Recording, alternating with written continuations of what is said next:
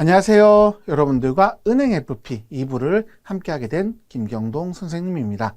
여러분들, 이번 시간에는 우리 FP 오리엔테이션 한번 진행해 보도록 할게요. 일부 선생님이 워낙 설명을 잘 해주셔가지고 제가 굳이 첨언할 말이 없을 것 같긴 해요. 시험 전체에 대해서.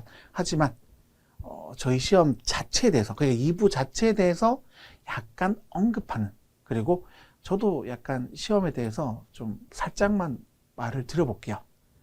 그런 시간이 바로 이번 시간이에요. 그러니까 이번 시간에 그냥 마음 편하게 적으실 거 없고요. 적으실 거 없고 마음 편하게 들어주시면 됩니다. 응시 자격 아시다시피 제한 없고요. 그리고 시험 방법은 오지선다형. 그리고 준비물. 여러분들 준비물 뭐야? 여기서 중요한 건 일반 계산기. 왜 일반 계산기가 중요한 거야? 여러분들 우리 금융이잖아. 그렇다 보니까 여러분들 간혹가다 이거 현금가치, 현재가치 구하고 이런 거 나오면 이거 시간 모자란 거 아니에요? 혹은 나 계산 문제 너무 못하는데, 이런 분들 간혹가다 계신단 말이야. 계산 문제에 막 두드러기 있고 이런 분들 있잖아. 그런 분들 같은 경우에 걱정 안 하셔도 된다는 거예요. 왜냐하면 우리 시험 자체가 요구한 게 바로 이 계산기야. 여러분들이 흔히 보는 계산기. 그렇다 보니까 계산이 복잡한 거 못 내요. 뭐 그런 거 있잖아요. 뭐 공분산, 공분산 같은 거. 간단하게 낼 수가 있어. 그렇지만 이거를 복잡하게는 못 내요. 못 낸단 말이야. 왜? 우리 시험 계산기로 그거 하려면 한 세월 걸리거든. 그렇다 보니까 여러분들 너무 걱정 안 하셔도 돼요. CFA나 이런 시험들 같은 경우 어떻게 돼? 정말로 그 계산기 가져오라고 하잖아. 왜? 정말로 그런 복잡한 계산을 풀라고 시키니까. 그래서 가져오라고 하는 거예요. 하지만 우리 시험은 든든하잖아요. 든든해. 왜냐하면 간단한 문제 나올 거란 믿음이 생기잖아요. 여기서. 맞죠? 그 다음에 이게 좀 특이한 제도예요. 검정시험의 일부 면제. 검정시험 결과 일부 시험 또는 2부 시험만을 합격한 자는 부분 합격일로부터 바로 다음에 연속되어 실시하는 3회의 검정시험에 한해 일부 시험 합격자는 일부 시험을, 그리고 2부 시험 합격자는 2부 시험을 면제한다. 여러분들 이거 같은 경우에는 만약에 이 시험 접수를 언제 했어? 직전에 했단 말이야. 근데 그때부터 시작하시는 분들이 계세요. 물론 그때부터 시작하셔도 충분히 붙을 수가 있어. 하지만 여러분들, 저도 알죠. 여러분들 중에서 뭐 대학생들 분들 같은 경우에는 이것뿐만 아니라 당연히 다른 학점도 신경 쓰셔야 되고요. 그리고 취업도 뭐 좀 고학년 같은 경우에는 취업도 신경 쓰셔야 되고, 그리고 직장인 분들 같은 경우 어떻게 돼요?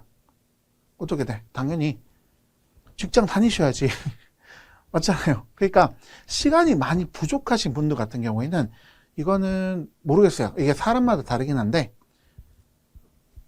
1부 혹은 2부 이런 식으로 하나의 타겟만 딱 찝고 가셔도 괜찮은 거예요. 왜? 기회가 이어지잖아. 그 다음에 붙으면 되지. 그렇지만 여러분들 웬만하면 제가 열심히 가르쳐 볼게요. 가르쳐 볼 테니까 웬만하면 한 번에 일부 선생님도 잘 가르치실 거고, 그리고 저도 열심히 할 테니까 한 번에 끝냅시다. 한 번에. 아시겠죠? 그 다음에 시험 과목별로 40점 이상 맞아야 되고요. 그러니까 1과목에서 예를 들어서 100점 맞았어. 하지만 2과목 39점 이렇게 맞았어요. 떨어지는 거야. 이렇게 되면 이건 묻지도 따지지 않고 떨어지는 거예요. 여러분들, 그리고 이거에 대해 가지고 너무 걱정 안 하셔도 돼. 40점 생각보다 공부를 하셨다는 전제하에서 웬만하면 다 맞추실 수가 있어요. 그러니까 이거 여러분들 금융연수원, 우리 시험 주관하고 있는 곳이죠. 연수원 들어가 가지고 샘플 문제 한번 풀어보세요. 어려운 문제도 있고 쉬운 문제도 있으실 거예요. 그런데 쉬운 문제가 적어도 20에서 30%는 깔아줄 거야. 그러니까 너무 걱정 안 하셔도 돼. 조금만 살짝만 더 하면 적어도 40점은 넘긴 거예요. 그러니까 여러분들 각자의 배경 혹은 각자의 선호도에 따라서 어떤 과목은 쉽고 어떤 과목은 좀 더 이끌리고 어떤 과목은 좀 더 이거 거부감 들고 저도 그래요. 저도 뭐 어떤 과목은 이거 부담스러운데 어떤 과목은 정말 재밌고 재미까지는 모르겠고 그래도 약간 좀 술술 익히고 이런 과목이 있단 말이야. 그거는 각자의 뭐 전공 그리고 현재 하고 있는 일 그리고 뭐 각자가 이제 베이스들 이런 것들로 인해 가지고 어떤 과목이 쉽다 어떤 과목이 어렵다 이런 이야기 말씀 못 드리겠어요. 하지만 여러분들 적어도 거부감이 드는 시험이라도 지금 여기서 제가 말씀드린 대로 20점 30점 깔아준단 말이야. 그러면 몇 점만 더 올리면 돼. 10점만 더 올리면 어떻게 돼요? 어떻게 돼? 그러면 40점 넘잖아. 그러니까 아무리 거부감이 들어도 골고루 먹어야 되는 거야. 이게 편식하면 안 돼. 편식하면 내가 잘하는 과목만 편식하고 내가 못하는 과목 어떻게 돼요? 못하는 과목 이번 시험 3번이다 이런 식으로 밀고 이러면 안 된다라고 하는 거야. 아시겠죠? 그러니까 편식을 하시면 안 돼요. 그리고 여러분들 이거는 이런 시험은 여러분들 2번 볼게요. 1부 평균, 2부 평균이 각각 60점 이상이어야 되는 거야. 60점. 여러분들 이런 시험은 전략을 잘 세우면 돼요. 전략을. 그동안은 특히 이게 대학생 지금 하시는 분들은 거의 100점을 항상 맞아야 되는 시험에 익숙하실 거예요. 그리고 뭐 직장인 분들 같은 경우에도 이런 시험 자주 안 보신 분들 같은 경우 어떻게 돼? 경우에는 100점에 대해서 좀 약간 환상이 있단 말이에요. 환상. 하지만 우리 시험은요. 그런 거 필요 없어요. 합격하기만 하면 돼. 몇 점? 60점. 그래서 제가 감히 이게 목표라고 하긴 그런데 저는 과거에 이런 시험을 저도 이제 좀 쳐봤는데 그때 이제 제가 세웠던 전략이 75점 맞기예요. 75점 맞기. 왜냐하면 70점 좀 애매해가지고 그날 이제 좀 맡긴 실수라던가 혹은 그 과목이 좀 어렵거나 이러면 10점 정도는 이게 좀 위험하단 말이야. 그렇지만 75점 정도는요. 10점 정도 깎여도 65점 넘잖아. 맞죠? 그렇다 보니까 저는 75점 기준으로 잡고 갔어요. 그래서 여러분들 이거는 공부를 그렇다고 해서 딱 4분의 3만 하라는 게 아니야. 여러분들이 시험장 가셔가지고 문제를 봤는데 어려워 1번 어려워 1번 모르겠어 2번 모르겠어 3번 뭐지 4번 이제 좀 알겠네. 이런 상황에서 여러분들 일반적으로 시험 잘 못 보시는 분들 특성이 뭐냐면은 이런 시험 잘 못 보시는 분들 특성이 뭐냐면은 1번 모르겠어 2번 모르겠어 이 상황에서 멘탈이 나가요. 멘탈이 이제 저 멀리 나간단 말이야. 그러면 그때부터 어떻게 돼요? 이 시험 전체가 말리는 거야. 정말로. 그러니까 우리는 75점이잖아. 그러니까 버퍼가 25점 정도는 있다고. 충분히 여러분들 공부를 좀 하셨다는 전제하에서 25점 정도는 여러분들 제끼셔서 충분히 합격하실 수가 있어요. 여러분들. 그렇다 보니까 만약에 이렇게 1번 모르겠고 2번 모르겠고 혹은 심지어 3번까지 모르겠어. 이거까지 모르겠어. 그래도 내 마음속에 지금 버퍼는 몇 개 남았다? 22개. 그럼 좀 마음이 안정이 되잖아. 그렇지 않아요? 여러분들 이거 60점이에요. 60점이다 보니까 50점에서 조금만 더 넘기면 돼. 조금만. 그래서 여러분들 꼭 75점 더 높게 잡아도 괜찮아. 하지만 나는 90점 이상 맞을 거야. 난 이 시험 무조건 1등 할 거야. 혹은 이 시험 만점이다. 이렇게 생각을 안 하셨으면 좋겠어요. 왜냐하면 우리가 다루고 있는 요 기본서 혹은 요 책의 내용이 그 분야에 있는 걸 전체 다룬 건 아니거든. 조금만 어렵게 내잖아요. 그러면 이게 뭔지 몰라. 저도 마찬가지예요. 그렇다 보니까 여러분들 무조건 난 100점 맞을 거야. 그런 마인드 공부할 땐 좋아요. 공부할 때는 다 풀어야 되니까. 일단 다 알아야 되니까. 왜냐하면 어떤 파트에서 쉽게 나올지 모른단 말이야. 그렇다 보니까 다 풀 수 있어야 돼. 하지만 시험장 가서는 어려워 보여. 그러면 넘어가는 거야. 아시겠죠? 이게 너무 이게 강사가 이런 이야기 하면 안 되는데 넘어가시면 돼요. 우리 목표는 몇 점이라고? 75점. 그리고 위에 있는 것대로 부분 합격자 인정하는 거예요, 여러분들. 그 다음에 2부는 총 이렇게 구성이 되어 있어. 금융자산, 투자설계, 금융상품, 주식투자, 채권투자, 파생, 그리고 프로세스. 그 다음에 이 밑에는 부동산이에요. 총 여기 70점, 여기 30점. 그래서 총 100점에 100문제. 제가 앞쪽에 왜 이거를 설명드렸냐면은 이것 때문에 지금 100문제란 말이야. 100문제 100분이란 말이야. 시간이 적잖아요. 시간이 적어.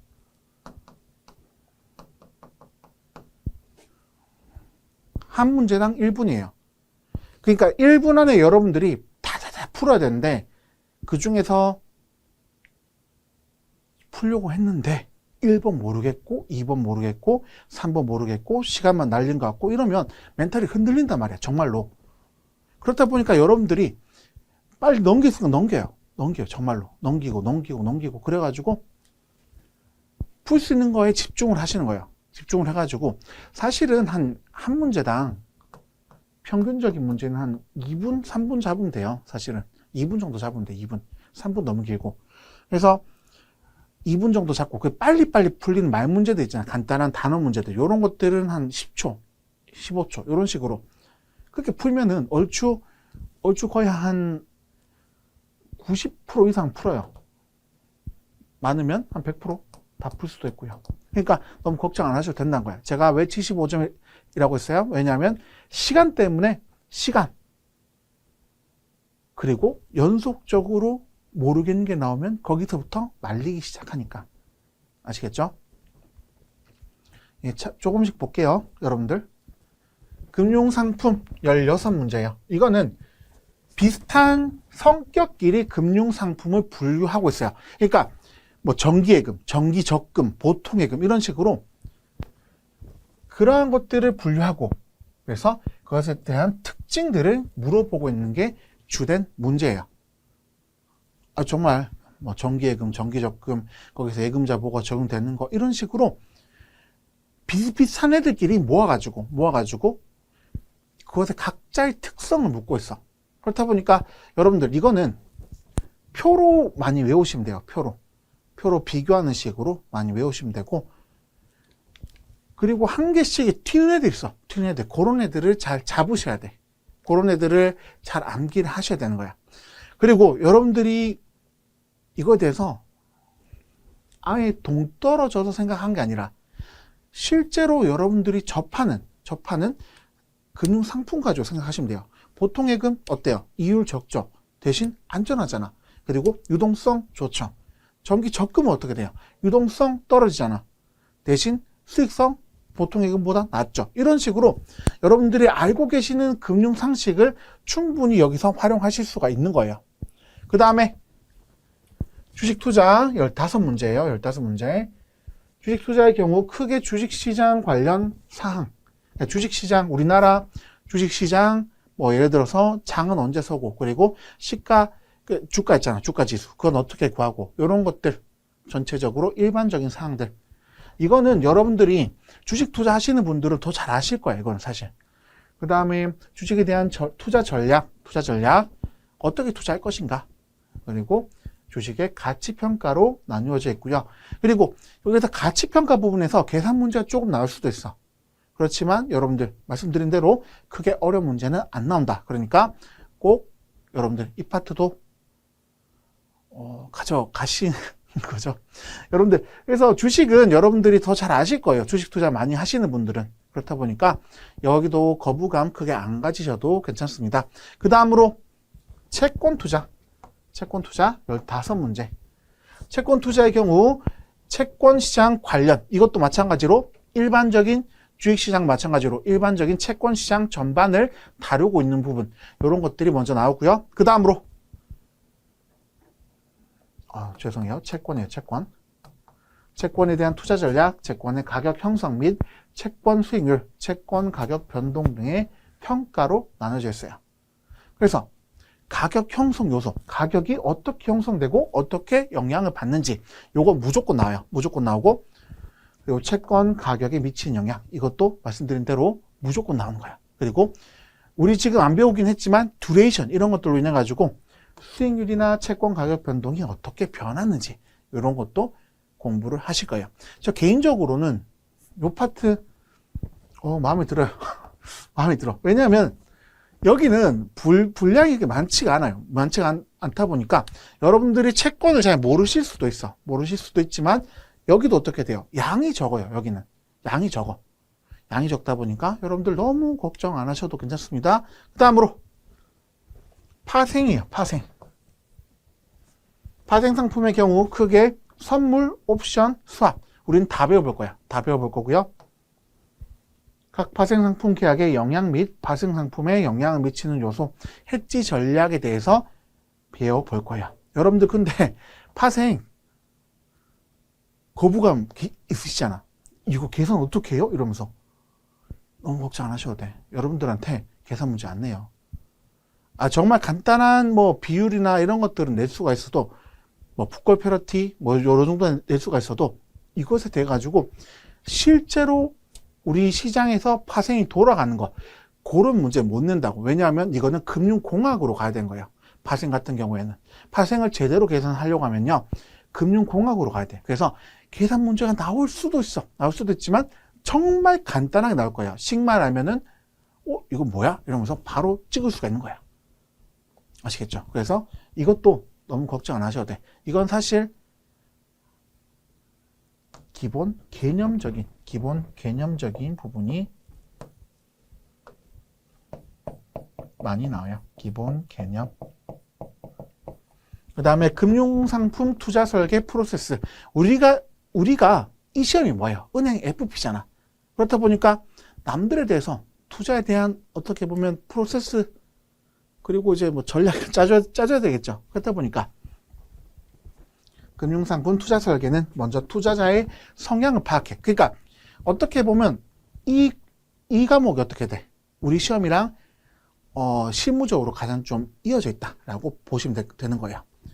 그래서 투자자의 성향을 파악해야 되겠죠. 이 사람이 위험을 싫어하는지, 혹은 뭐 연금을 타먹는 사람인지, 혹은 젊은 사람인지, 젊고 이제 막 수익을 찾는 이런 사람인지 파악을 해야 한단 말이야. 그 다음에 투자자의 성향 및 현재 상황, 예상 같은 것들, 그리고 예상 상황 등을 종합하여 현재 자료를 바탕으로 가장 부합하는, 이 사람한테 가장 부합하는 투자 설계를 하는 하나의 일련의 과정을 배운다라고 봐주시면 될 것 같아요. 아시겠죠? 넘어갈게요. 그 다음에 이번에는 부동산이에요. 부동산. 여러분들 이거는 부동산, 직장인분들 20대 말, 뭐 30대 더 잘하실 거예요. 이거는 더 잘하실 거야. 뭐 임장 다니시고 이런 분들 있잖아. 더 잘하시는 거예요. 이건 제가 안 가르쳐도 저는 사실 잘 모르거든요. 아니 그러니까 제가 막 임장 다니고 이러진 않는단 말이야. 그렇다 보니까 여러분들이 더 잘 아실 거야. 이거는. 그래서 부동산 관련 용어에 대한 전반적인 학습이 필요하고요. 특히 성격이 비슷하거나 같은 분류로 묶이는 항목들, 예를 들어서 지역, 지구 이런 것들 있잖아. 그런 것들 간 차이를 정확히 인지하는 게 중요해. 그래서 왜냐하면 이건 어떤 거예요? 이거에 어떤 특성이 있는 거예요? 이렇게 그런 식으로 문제가 나온단 말이야. 여기서 계산 문제 나올 거는 뭐 용적률 이런 것들밖에 없어요.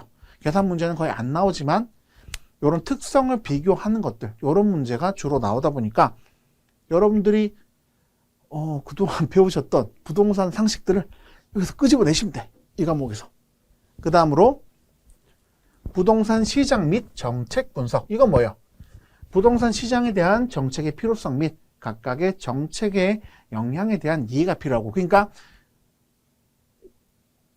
정책의 영향, 부동산에 미치는 정책들 엄청 많죠. 재정 정책, 그리고 부동산에 대한 직접적인 대출 규제들, 이런 것들도 엄청 많단 말이야. 그것에 대해서 기본적으로 어떤 영향을 미쳤는지에 대해서 파악을 하는 거고요. 그 다음으로 시대별 부동산 시장 정책의 특성과 현재의 부동산 시장에 대한 이해가 필요해. 그러니까 시대별 부동산 정책의 특성, 그러니까 각 정권별로 혹은 각 연도별로 어떤 부동산 정책을 했는지를 파악을 해야 되는데, 이거는 여러분들 제가 이거 강의할 때는 이게 중립적으로 할 거예요. 이거 진짜 이거 싸움나. 그래 안 돼.